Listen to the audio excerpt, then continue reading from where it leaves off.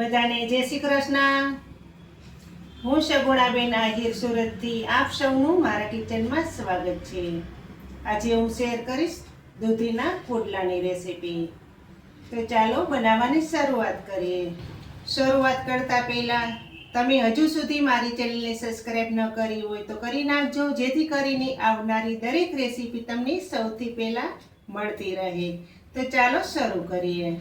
આપણે દૂધીના પુડલા બનાવવાના છે, તો તેના માટે મેં અહીં 300 ગ્રામ એકદમ કૂણી દૂધી આવે તે લીધેલી છે। તેને મેં ધોઈને રાખેલી છે। અને પુડલાના મસાલામાં મેં અહીં એક ગાજર ખમણીને રાખેલું છે, એક કાંદો સમારીને રાખેલો છે, લસણ અને મરચાંની પેસ્ટ બનાવેલી છે, લીલા ધાણા જોશે, થોડીક લીલી મેથી લીધેલી છે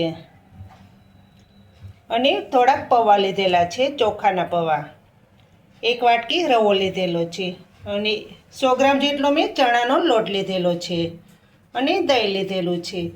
સૌ પ્રથમ તો પહેલાં આપણે જે દૂધી લીધેલી છે તેના સરસ મજાના નાના નાના ટુકડા કરી લેશું। આપણે દૂધીની છાલ નથી કાઢવાની। પુડલા બનાવવા માટે એકદમ કૂણી દૂધી લેવાની। આગળનો ડીટીઓ અને પાછળનો ભાગ કટ કરી લેશું। દૂધીમાંથી 2 ભાગ કરી લેશું।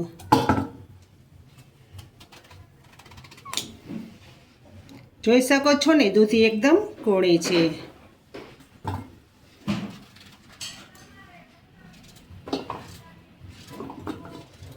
જો દૂધીમાં મોટા બી હોય તો તેને કાઢી નાખવાના। દૂધીના ટુકડા આ રીતના કરી લેવાના। હવે દૂધીના કટકાને મિક્સર જારમાં પીસી લેશું ને સરસ મજાની પ્યોરી તૈયાર કરશું। દૂધી પીસાઈ જાય સરસ રીતે તેટલું પાણી નાખવાનું।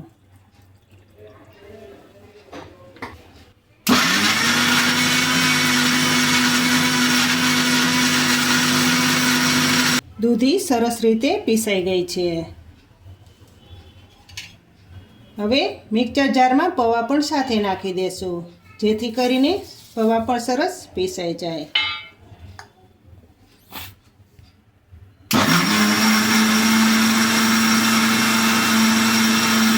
હવે દૂધીની પ્યોરીને એક કડાઈમાં કાઢી લેશું। હવે રવાને ચારી લેશું।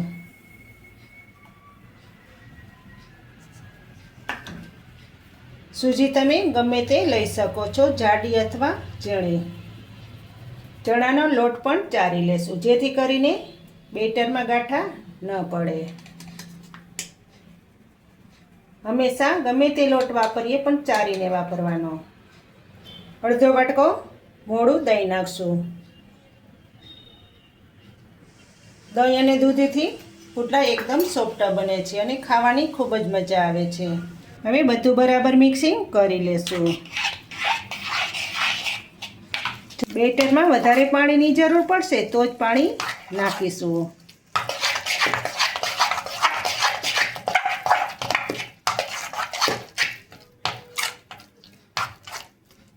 અત્યારના ઘણા લોકો દૂધીનું શાક નથી ખાતા હોતા, તો તમે આ રીતના પુડલા બનાવીને આપો એટલે ખબર પણ નહીં પડે ને ખાવા મળશે। બેટરમાં 1 ચમચી નમક નાખશું, સ્વાદ પ્રમાણે નમક નાખવાનું। અડધી ચમચી હળદર પાવડર નાખશું। 1 ચમચીની ચોથા ભાગની હિંગ નાખશું। 1 ચમચી ધાણા જીરાનો પાવડર નાખશું।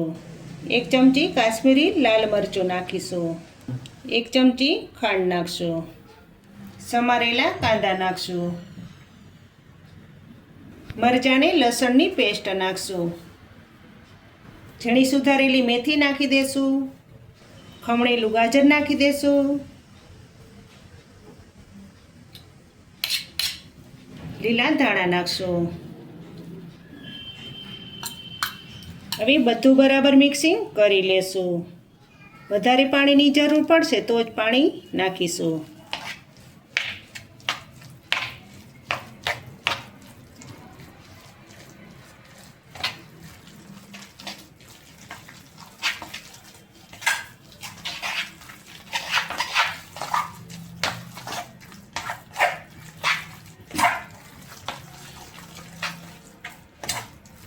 પોષક તત્વથી ભરપૂર આપણે પુડલા બનાવવાના છે.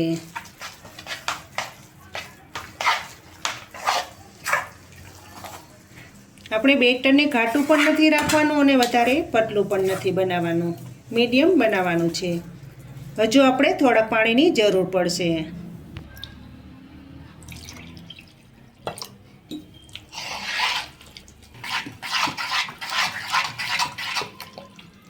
આ રીતે સરસ બેટરને ફેટી લેવાનું, જેથી કરીને પુડલા સરસ મજાના સોફ્ટ બને.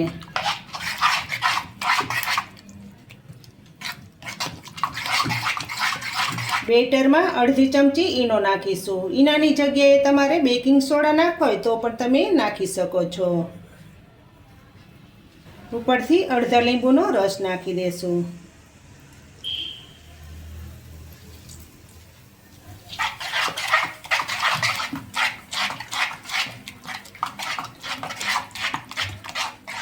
આ રીતનું બેટર તૈયાર કરવાનું. ચમચીમાંથી આ રીતનું નીચે પડવું જોઈએ.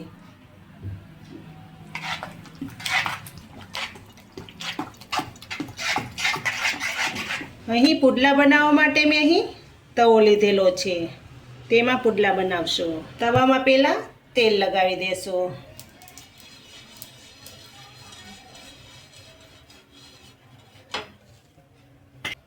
હવે પુડલું બનાવશું.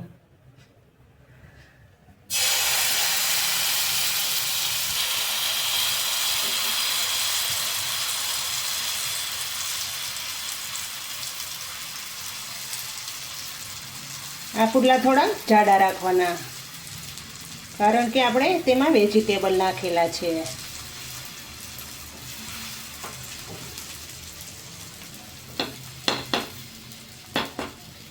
પુડલાને ધીમા ગેસ ઉપર જ પાકવા દેવાના, જેથી કરીને સરસ સોફ્ટ બને.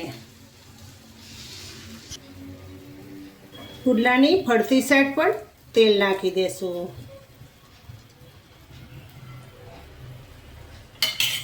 ઉપરથી ક્રિસ્પી થઈ જાય ત્યાં સુધી પુડલાને પાકવા દેશું, પછી ફેરવશું.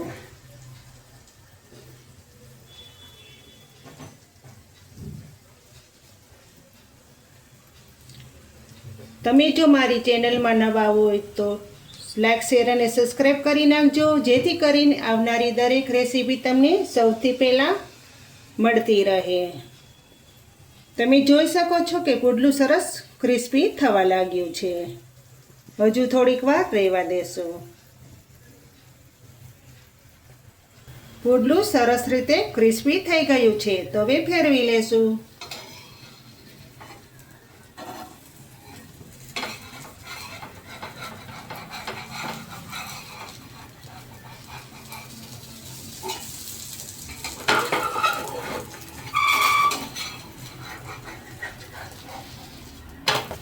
બીજી સાઈડ પર સરસ રીતે પાકવા દેશું. જોઈ શકો છો ને પુડલું કેટલું સરસ બનીને તૈયાર થયું છે. જોતાં જ ખાવાનું મન થઈ જાય તેવું પુડલું તૈયાર થયું છે. તમે પણ આ રીતથી ચોક્કસથી બનાવજો. જે દૂધી નહીં ખાતા હોય તે પણ આ પુડલા ખાવા મળશે. આ રીતે થોડુંક પુડલાને ફેરવી લેશું, જેથી કરીને સરસ રીતે પાકી જાય. પુડલું સરસ રીતે પાકી ગયું છે. હવે નીચે ઉતારી લેશું. બીજા પુડલા પણ આ રીતે બનાવી લેશું. તવામાં તેલ લગાવી દેશું.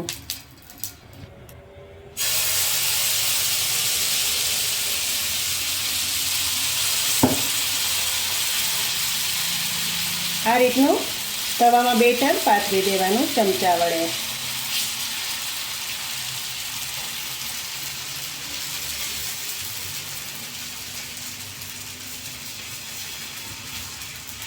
પુડલાની ફરતે તેલ નાખી દેશું, જેથી કરીને પુડલું આસાનીથી ઉખડી જાય. આ પુડલામાં તમે ગમે તે વેજીટેબલ નાખી શકો છો.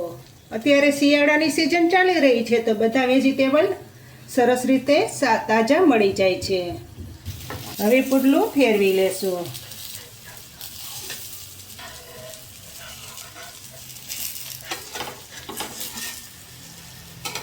આપણે દૂધથી બનાવ્યા છે એટલે એકદમ સોફ્ટ હોય છે આ પુડલા.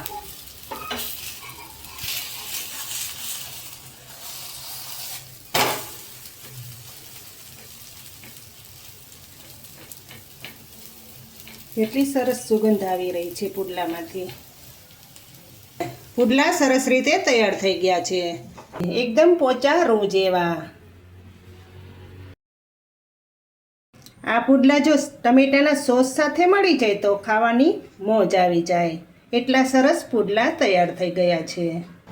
તમને જો મારી આ દૂધીના પુડલાની રેસીપી સારી લાગે તો મારી ચેનલને લાઈક કરજો, શેર કરજો અને ભૂલ્યા વગર સબસ્ક્રાઈબ કરજો. કમેન્ટ કરીને કહેજો કે તમને આ દૂધીના પુડલાની રેસીપી કેવી લાગી અને તમે ચોક્કસથી તમારા બાળકોને બનાવીને આપજો. ખાવાની ખૂબ મજા આવશે. ફરી મળીશું એક નવી રેસીપી સાથે. ત્યાં સુધી જય યોગેશ્વર.